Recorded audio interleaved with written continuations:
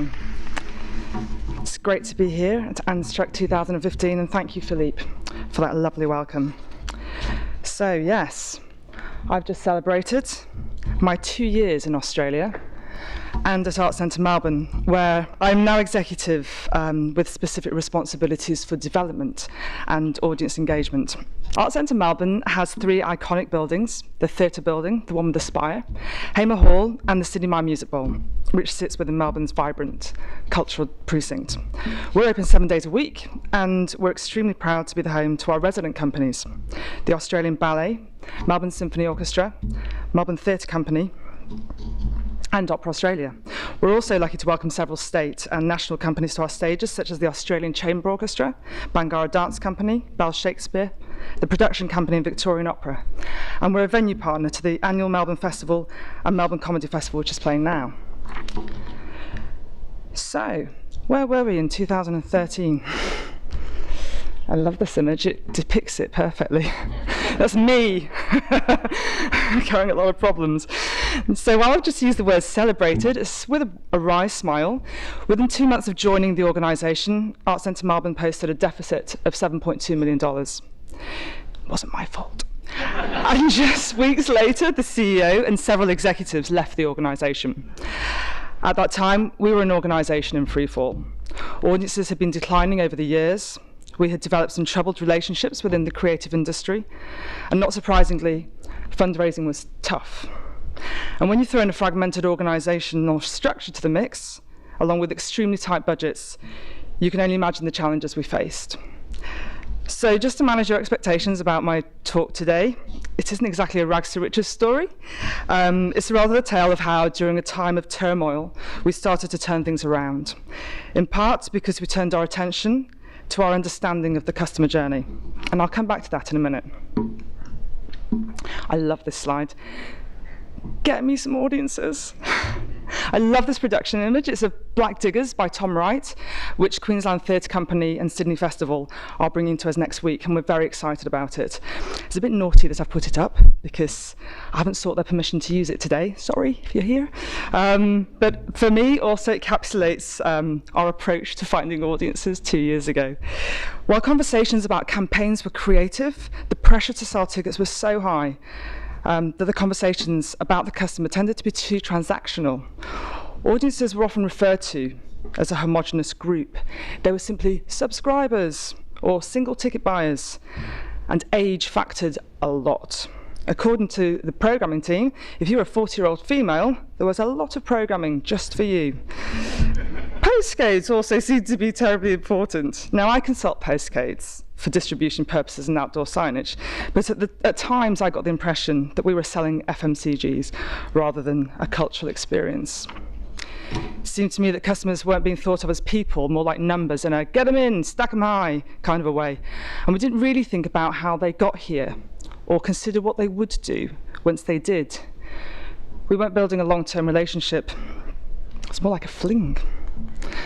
So we wanted to start thinking about enabling customer-centric thinking. Maybe it's because we were in such a spiral of decline, we knew we couldn't carry on doing what we were doing, otherwise, as the old saying goes, you get the same results. The only way we could grow as an organisation was for all teams to work together, to be transparent with each other and with our presenting partners, to be able to debate competing priorities, and crucially, to meet deadlines and meet targets. One of the major tools in our toolbox in this regard is our enterprise-wide CRM, Tessitura. This highly intelligent tool breaks down silos. It enables more than one department, and company even, to share the same patron, giving us all an enhanced understanding of the customer's buying behaviours, which is something that we as customers have now come to expect ourselves, given how online retailers and services target us with digital ads and suggest what we might buy next and enjoy. I knew that Tessitura would be the key to us creating a customer-centric strategy. So, back to basics and beyond. So while all around of us was going crazy at work, I thought to myself, we need to focus and go back to basics. Going back to basics at this stage meant mapping out the total customer journey and debating how Tessitura and its integrated products could help make this happen. So I kidnapped the marketing team and Jade, and we set to work, and we worked really hard. And the good news is that at Arts Centre Melbourne, we offer a whole-of-site experience. We're open 7 days a week, we have 5 theatres, we have a gorgeous creative learning space called The Channel, a wide range of food and drink options, we curate free visual art exhibitions that you can just drop into. There's even a car park and nearby public transport. It's great that we offer all that we do, and we receive positive feedback daily on good customer experiences. However, at our planning day, we discussed it's not just the on-site experience that matters, it's everything before and after too. I read an audience development article in Cotmail this week where some research proved that of the total time a customer takes on such a journey, only 35% of it is actually spent watching the show, which is a lot of effort on behalf of the customer, and then we charge them. So this slide demonstrates a journey you'll all know well. It's the ideal journey where we aim for, starting at the top where the customer becomes aware of the event, they research and consider it, they buy, they attend, and then they talk about it and return for more.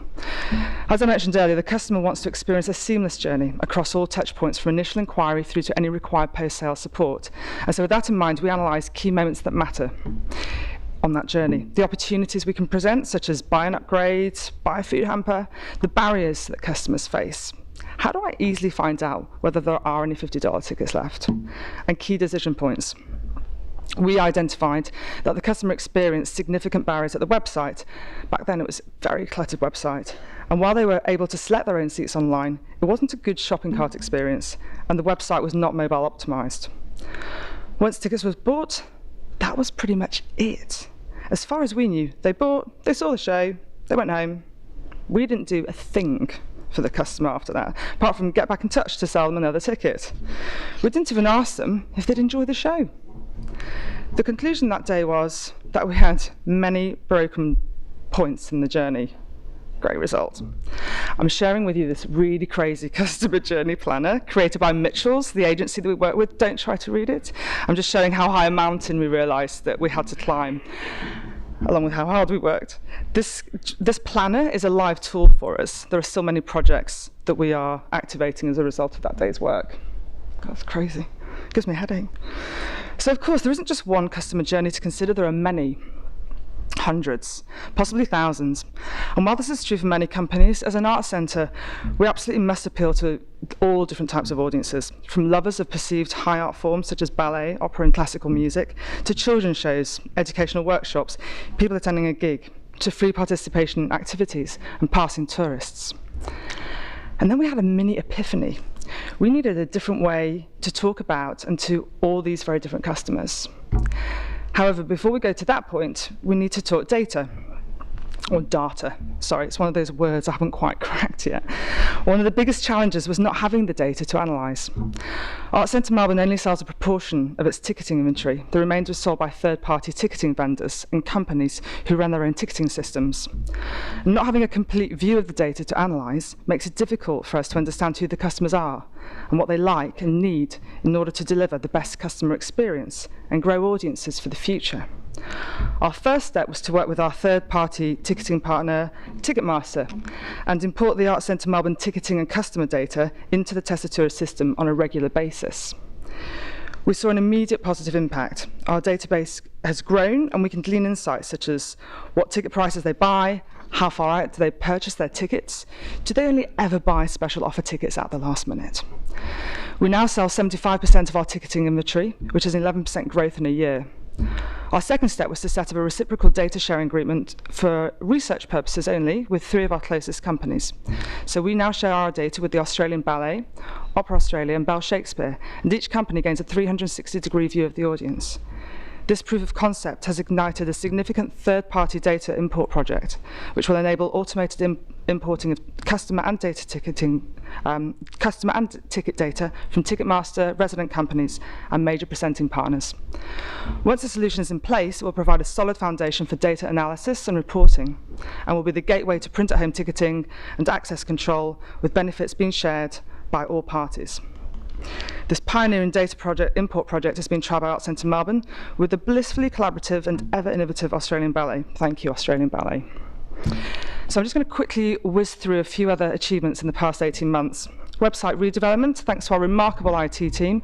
We moved the website from a situation where it was straddling 2 platforms and delivering a below-par service to a new, stable platform which is mobile optimized.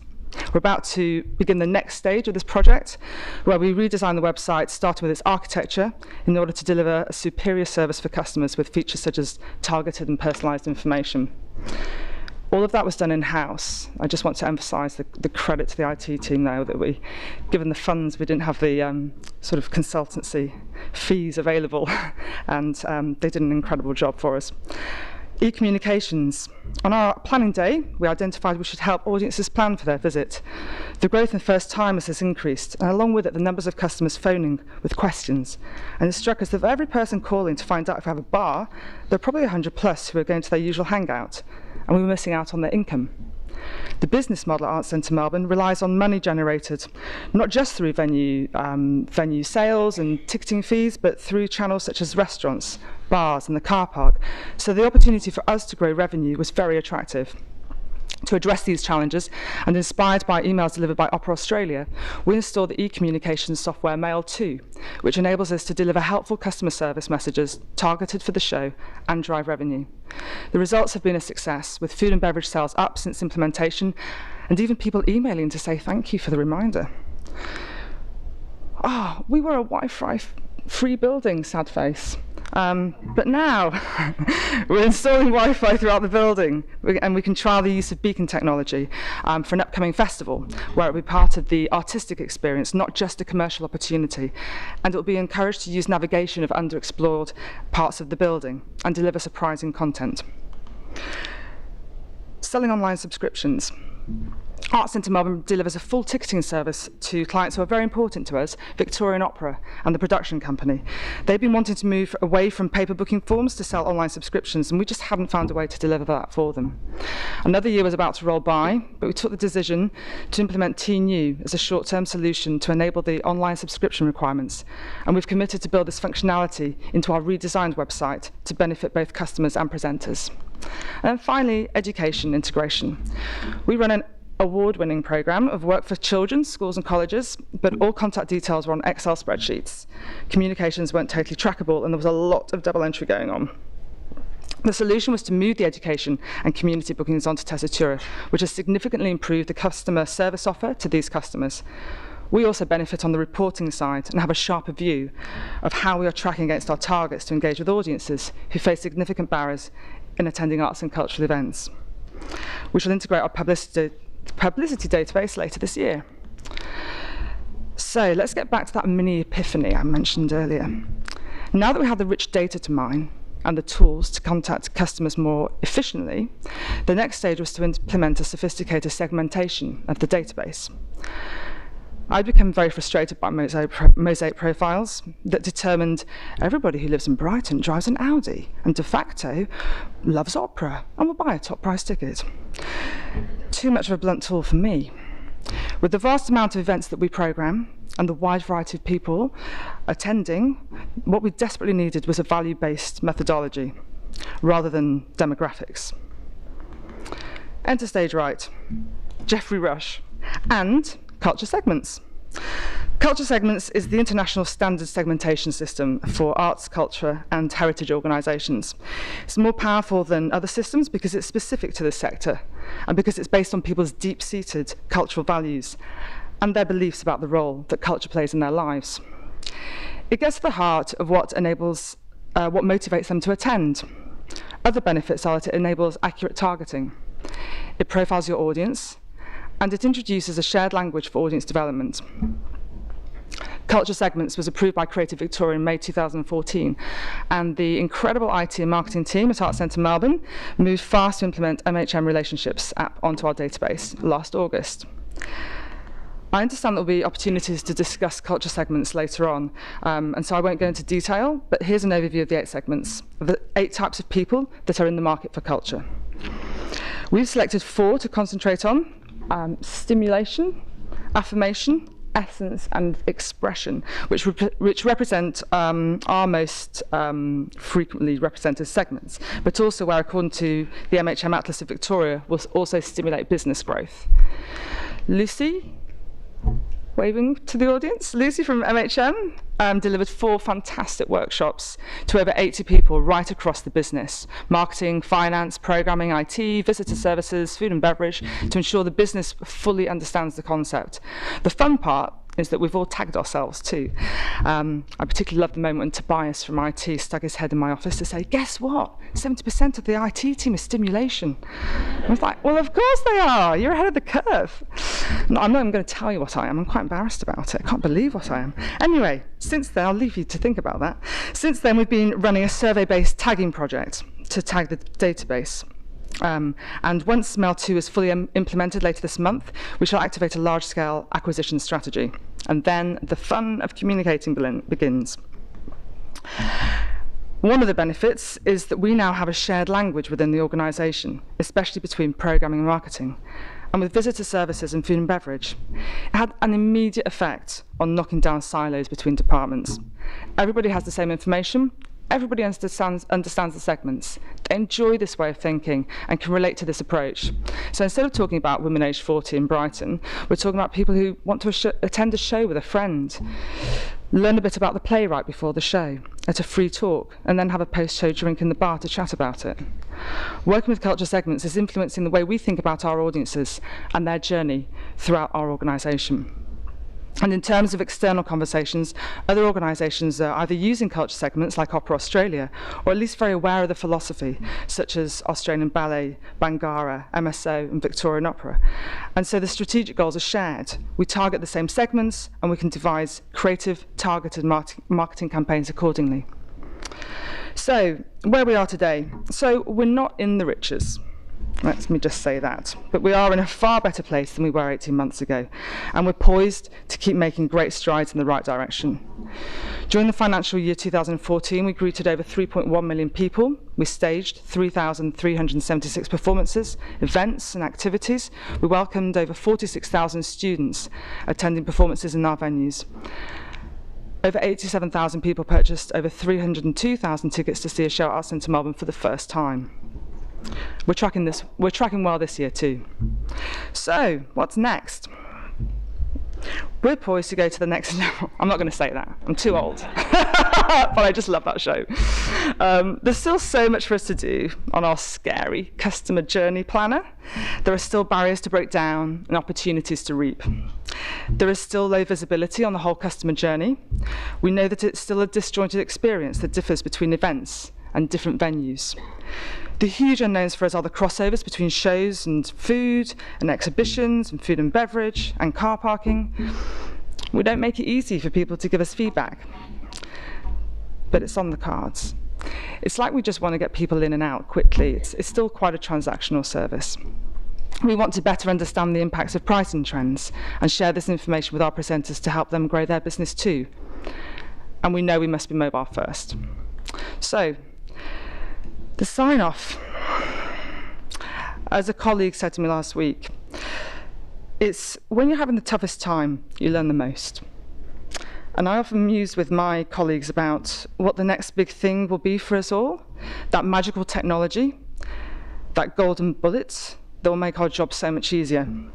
I'd like to suggest that along with the artists, the magical thing will always be the customer, and the technology and the data will never in and of themselves be the magic bullet, but only the tools we use to enhance and transform the relationships we have with our customers at all levels, the ticket buyers, the donors, our collaborative partners. Technology is an enabler. It's helped us to write the customer journey. We needed an enterprise-wide business solution, and we needed to break down silos within the organisation that were slowing down the business, forcing us to work in reactionary and old-fashioned ways. Tessitura was the answer to those issues. We needed to generate more interesting conversations about and with audiences. MHM culture segments was the answer. To repeat Jack's words about the Tessitura community earlier on, collaboration is key. We've achieved as much as we have, in part owing to the willingness from many of our presenters to share their learnings and ambitions for their audiences. I see many of you sitting here today, and I thank you for being so great. I want to credit and thank the team at Arts Centre Melbourne. My worlds of marketing, ticketing, visitor experience and now development are stuffed to the gills with talented and hard-working people. And along with the impressive IT squad, the teams at Arts Centre Melbourne are genuinely amongst the best people I've ever worked with.